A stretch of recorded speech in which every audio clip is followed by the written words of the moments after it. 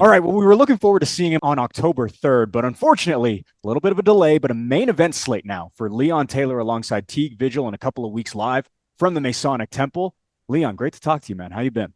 Hey, I'm doing a lot better this week. Thank you, on, and thank you to everybody who stood by and waited for this fight. What happened from your point of view post the face-off at weigh-ins in Salt Lake City? Before the weigh-ins, we left Boise about noon. About an hour into the drive, I wasn't feeling so good. I was like, maybe it's just driving, and I just had like ache in my back. Pulled over, and I started puking. I didn't feel good. I was almost screaming in pain. So I actually had my dad take over driving.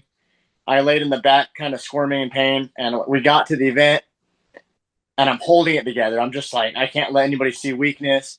I can't let anybody know kind of what's going on. I need to just push through this. Maybe it's just something going wrong for the day.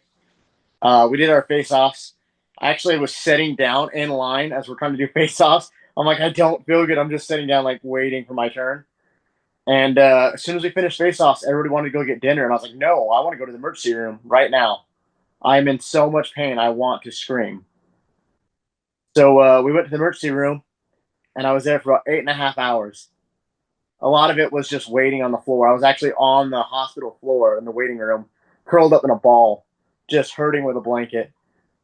And they finally got me back there, and they gave me some meds to help me calm down, help me feel better, and said I've got kidney stones. Did you know it was kidney stones, or what were kind of the symptoms that you were feeling throughout the day? So my dad is in the medical field. He's been in the medical field. Not so. I have a stepdad who was actually the one that went with me to corner me, and then I have my dad who was staying back here. But I was messaging him, kind of what's going on. Hey, what do you think of this? And his first thought was kidney stones. And I'm like, well, I've been on a healthy diet for a year now, so I don't think it's kidney stones. I've always heard soda is a huge factor in kidney stones. So I'm like, it shouldn't be that. I haven't had soda in a year. So my mind is like, maybe I'm sick, maybe something's wrong. I couldn't quite figure out, put my thumb on it. And even then, I was like, what damage can kidney stones really do if I fight with them? So it was it was all up in the air. I couldn't even define like what exactly was what I was set on thinking it was. Could you describe the pain that you were feeling? So for me, it was the worst pain I've ever felt. So Yeah. uh, 11, 12, 12 or 13 years ago, I actually got jumped by 30 guys. I've had this complete part of my jaw completely reconstructed with pins and plates. Guys just stood around and kicked my face in. I would rather have my face kicked in again than to deal with the kidney stone. Did you think there's no way I'm fighting tomorrow? Or what were your thoughts on what you had scheduled in 18 hours? My thoughts were as I was fighting. It was almost no way I was stepping down. We got back to the hotel room at 4 a.m. from the hospital, and I set up for a minute with my coach and my dad, and I was like, I feel better right now because of the meds. I understand it's the meds, but if I feel better tomorrow, I want to compete. Like I've already made this far. Like let's do this. But my coach was looking out for what's best for me. So was my dad. Like you've had no sleep. You might feel good right now from the pain meds. You might feel good most of the day tomorrow, but one hit and that pain's coming back and you're done. You're not going to be able to stand because I see you crawled over in a ball. We can't take the risk. So What at that point, I agree with them and let them make that call for me. what was your reaction when that decision was made? So I've dealt with a lot of depression, especially the last year. And us fighters, we all know like we put so much work into a fight camp for 3 months, 3 4 months is just pushing our bodies to the next level. The last 2 weeks is pushing even further so we can make weight. I mean, it is a lot to go into a fight camp, and then to take all of that away and you get nothing out of it. You don't get the reward of going out there. You don't get the adrenaline or the rush, especially when you're dealing with depression, you're battling depression as it is already. It shot me down to a spiral for a minute. I really had to find a way to battle out of that hole of depression again. How long did that hole of depression last for? This was a short stint at probably 24, 48 hours. A lot of it may be because I was in so much pain that I couldn't even think of depression for a lot of the time, but then it would come and go. And even I don't know if I'm fully past it yet because it really did suck to have to back out. Yeah. I've had to back out of a fight. But within 48 hours, I was able to kind of kick it and realize, hey, we can do this again. Teague seems like he's still interested. The promotion seems like they're still interested. My coach is still interested. So let's kick this and let's get back in the gym. Let's get ready. How has training been post all of this going down? So the first week, last week, there wasn't any training. I was trying to, but I missed 3 quarters of work because I was in so much pain. I couldn't get out of bed most of the days. I wasn't able to gain any weight or lose any weight. I kind of was right there because I could barely get up. This week has been so much better. I do have the operation, not surgery or however you want to call it, where they go in and blast the stones. That's next week, and it's a 1 day recovery. However, I've been 5 days without pain right now, so I'm thinking I passed them. There you So go. last few days in the gym, and I feel back to 100%. Do you have any idea what caused them? Yeah, it was. From my belief and my understanding, is it was the fight camp, the end of the fight camp, because no water for for me. I try to go 48 hours if I can, or at least very limited, so that way everything's draining. I'm making weight. I've never missed a weight in my life from high school to middle school wrestling to fighting. I've never missed weight. I refused to miss a weight, and I came down from such a high weight class, or not class, but from where I was at the beginning of the year, I wasn't gonna sacrifice or not make it. So the dehydration is what I was told is what finally kicked the stones into play. If you don't mind me asking, how much ballpark did you float throughout those 48 hours? As far as weight, I was within 4 pounds within the 48 hours, Okay. and then I 143, so I knew I was at a happy spot, but couldn't do it. You mentioned Teague Vigil, obviously your opponent, then and upcoming as well. Have you been able to talk to him at all, or was there any communication between you two throughout the entirety of this? No, I sent him a message on Facebook. Maybe he doesn't have Facebook. Just apologizing, appreciation that he's willing to reset this fight. I hope that it didn't bother him too much. I'm sure it did because it does suck to not be able to compete. But I'm hoping he is understanding enough to know that there was nothing I could do about it. Yeah. Not to add salt to the wound at all, but do you know the history of Teague in this year and some of the things? He had a fight drop off hours before an event had started just a few months ago. So he is an anomaly in terms of fight drop offs, just very close to the actual fight day. So I was just curious if you knew, but I did not, and I feel bad for adding that to it for him. no, Teague is honestly one of the nicest guys in the entire world. So I'm sure that he is just back in the room getting ready for November 14th, as I'm sure you I only are. a moment of talking with him right at face-offs, and I tried to show him that I'm a happy-go-lucky guy. I don't have any, I'm not a person that wants to go in hating my opponent. I want to go in wanting to win, but like I want to be happy-go-lucky. Yeah. Got 30 seconds to a minute to talk. You talked about your weight. You've had a drastic weight cut over the past year or so. You mentioned being 220 pounds around March of this year. How have you been able to drop about 80 pounds over the course of the past few months? So a lot of it. So I got on the GLP ones everybody talks about, the trizepatide and the Zepbound. I got on that for a few months, 6, 7 months, and I hope no teenagers hear that. It's going to be 6, 7 all day. Um, so I got on that, and that helped me a lot. But I stayed on the very low dose, the lowest dosage you could get. And I'm sorry, there's a fly in my house. No, you're okay. And my doctor refused to butt me up. He's like, "You are losing so much weight on that low dosage that nobody loses on." I just kept a healthy diet. I kicked out all the sugar, all the junk food, the caffeine. I've had an addiction to caffeine since I was like 8. So I was like, this is done. There's no more soda in my house. Uh, I just really watched what I was eating. That was a huge portion of it. I was just getting rid of the crappy food I was eating, drinking more water, and being back in the gym. I mean, I hadn't been in the gym in 5 years. I mean, 80 pounds, that is an immense amount of weight. Were you just carrying a lot? Is that part of it? Is that drastic weight cut comes from just when you have a lot of leftover, it can kind of shed fast? Yeah, exactly. It's exactly what it was.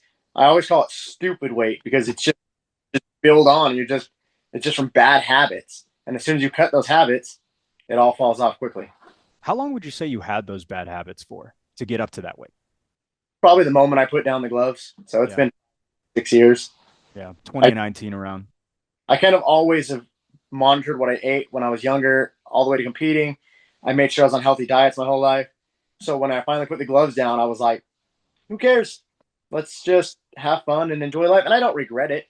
It sucks that I gained so much weight, but I got to experience a lot of food I'd never done and eat crappy food and just enjoy time with my kids. What got you motivated to lose the weight and subsequently get back to competing? Uh, it's weird to say. Some of it is a big portion of it is depression. I went through kind of a crappy breakup about this time last year, maybe a little sooner than this time. Yeah, about last month would have been about a year. And I fell down a rabbit hole of drinking and not caring again. And I was started seeking counseling. And she referred me to go back to the gym. So I started going back to the gym, and I was like, I just want to lose weight. And then we have a girl, Chloe Becker, Chaos Chloe. I got to walk out with the team and for her last fight, and it was just all in my head again. It was fireworks going off, and I said, "Let's do this. Let's run this again." The kids are old enough; they're all in their own sports, and I'm not currently coaching anything for them, so it's time to focus on myself for a minute. Was it that fear show in Price, Utah that you walked out with her? No, it was here in Nampa, RCC Revolution Cage Combat Yeah. that I walked out with them. Do you remember what specifically it was? You mentioned kind of the atmosphere, the lights, things like that. But what was it that really snapped you into place to say, I got to get back in there, even though it's been 6 years removed? I'm gonna put a little ego on my shoulder and say the crowd, the roar of the crowd cheering her on, and seeing her going out doing what she loves in front of thousands of people. It's also on my shoulder. I love the tension at times. How much did you miss competing during this time away?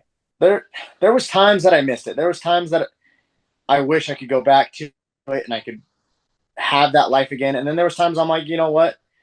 I get to spend every day with my kids, and I get to go to their softball, baseball, wrestling practices, gymnastic practices, dance practices. I'm a single dad, so when they're with me, I've got to make sure they go to all these events and all these practices and games. And that was the joy of my life. And to coach them in a lot of these was so much fun. But internally, like I'm having to miss out on my own life as well. I will always put my kids first, but I also have to have some enjoyment of myself and get back on that. What do your kids think of you fighting? It's got to be pretty cool. Honestly, I thought it was going to be more of a shocker to them. Like, you shouldn't do this, Dad. You're a little too old now. My kids have been super supportive. My son, I coach him in wrestling, and that's kind of our greatest bonding time is wrestling through Hawks Wrestling Club. And he always wants to be involved and help me. My oldest daughter, she's a teenager, and she can be mean. I tell her, hey, I gotta watch what I'm eating. I can't eat this, can't eat that. I can't eat after this time. No junk food, no sodas, nothing like that. And she doesn't let down. She will put a foot in my face and make sure it doesn't happen. I through it, I started bringing her into the gym. She's old enough, and I was like, let's get you into training. She wanted to try it. She loves kickboxing now, and she's gotten really good at it. She's put me down once just from a kick to the thigh, and so she's been there the whole time helping push through. My youngest gets worried. She's only 8, but she's very supportive as well. You kind of mentioned it a little bit. Why do you think your daughter is so, I don't want to say hard on you, but stays up and takes care of you in a lot of ways? Uh, I coached her through softball for a long time. I've either been the head coach or the assistant coach, and I'm hard on her. I have high expectations for her. She's easily the smartest person in my entire family. I'm talking cousins, aunts, uncles, mom, dad. She's a brainiac, and I'm hard on her for it. I mean, I'm like, you have to stay on top of these grades, and it goes with sports too. If she makes a mistake, I'm on top of her. She's got to figure this out, figure that out. She's got to do it differently. So I feel like this is her turn to get back at me. Like, Dad, now it's my turn. I've got to make sure you're on track. You mentioned your son as well and coaching him in wrestling. Obviously, you come from a wrestling background. Was it always the plan to be a coach for your kids in all various sports? When I was younger, it was kind of a thought, I want to be there and coach my kids. But as I got older, I never thought it would really happen. I started with baseball with him, and I don't have a baseball background at all. But I've coached martial arts for kids for a long time. I've helped out. So I was like, I can kind of figure out how to do this. And he was so young; it was machine pitch still, and it just kind of kept developing. I went from there to coaching my oldest daughter in softball, and then we wanted to put my son in wrestling, and I just stayed back. And the coaches, we have the largest program in Idaho, 11th largest in the nation. With last year was like 400 kids in our on our wrestling team, and they were like, "Hey, we need an extra coach. Do you have any experience?" I'm like, "Well, I've wrestled my whole life, and I do mixed martial. I've done mixed martial arts my whole life as well." So the coach asked me to come in and assist with them. So it clicked. It was something I fell in love with again, and to help push him and teach him new things. I'm like, I can teach him high school, even up to college level wrestling. I'm like, but he has to stay dedicated, and I've got to keep calm and understand he's still so young. So, I'm glad I chose this route. How far did you get in wrestling? I got to my junior year. Sorry, I finished my junior year. I ended up dropping out of high school. Uh, I went wrestled for a small town, bunch of corn-fed boys in Parma. Been to state every time. I have districts. I've never placed at state. Sucks, but uh, I talked to a few college uh, scouts or recruiters or whatever when I was younger about trying to get to that level. I wish I had continued, went to college, but I ended up having uh, family problems at home, and then before I knew it, I was a dad. It seems like your kids have been such an integral part of your life. And when I reached out to you a few months ago, that was the first thing you talked about was, I'm getting back into this because I'm able to get away a little bit from my kids. They're a little bit more independent. I can now realign my focus towards this sport. How much do your kids, and this might be a silly question, but how much do your kids mean to you, and how much are they the reason that you do everything that you do? Because it seems like it's a lot. They're absolutely the reason I do everything I do.